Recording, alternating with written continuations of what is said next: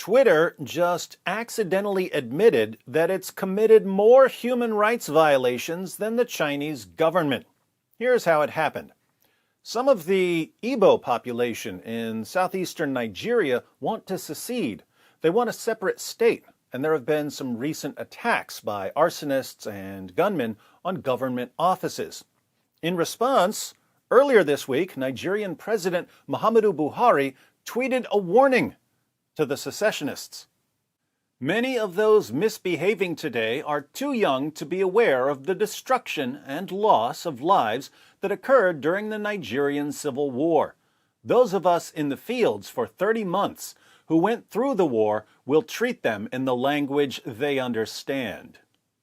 Twitter interpreted this as a call for genocide against the Igbo people, so it blocked the tweet.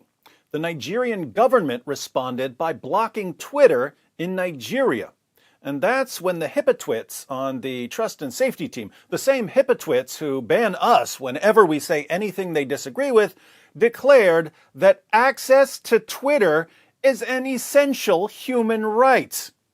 We are deeply concerned by the blocking of Twitter in Nigeria. Access to the free and open internet is an essential human right in modern society.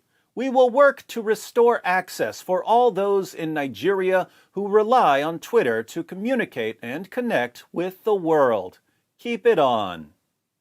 I am no fan at all of Muhammadu Buhari, but when it comes to hypocrisy, this tweet deserves a blue ribbon. Notice, they're including access to Twitter as part of a free and open internet, and they state, as clearly as they've ever stated anything, that denying someone access to Twitter is a violation of that person's essential human rights. Denying you access to Twitter is like denying you access to food or water or air, according to Twitter.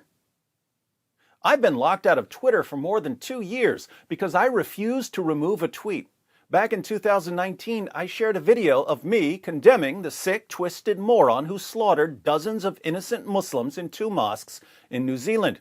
I'm not allowed on Twitter until I delete that tweet. I refused to delete that tweet because condemning the mass murder of Muslims doesn't violate any written Twitter policies. Hence, I'm not allowed on Twitter. Hence, my essential human rights are being violated.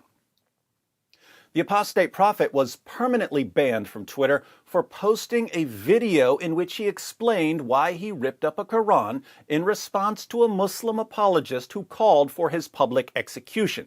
According to Islam, the apostate prophet is under a death sentence, and there are popular Muslim apologists calling for his death. He responded by ripping up a Quran in protest. Twitter sided with the people who were calling for AP's public execution and permanently denied him access to the platform, thus violating his human rights.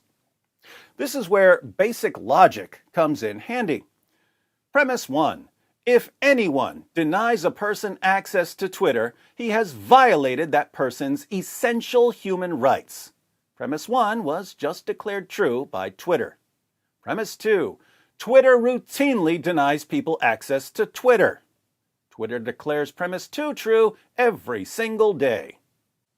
Do I really need to finish the syllogism? In the comments, please share any examples you have of Twitter violating the essential human rights of you or others. Also, let me know what you think is going to happen with Twitter in other countries. Here in the U.S., social media platforms ban people for having the wrong ideas, and our leaders complain for a while, but they don't actually do anything about the problem. Other countries, however, have leaders who aren't used to being told what they can or can't say. So, what's going to happen when speech dictators try to crack down on actual dictators? I don't know what's going to happen, but I am going to stock up on popcorn. By the way, if you haven't seen my video, How Big Tech Became Big Brother, be sure to check it out. The link is in the description box.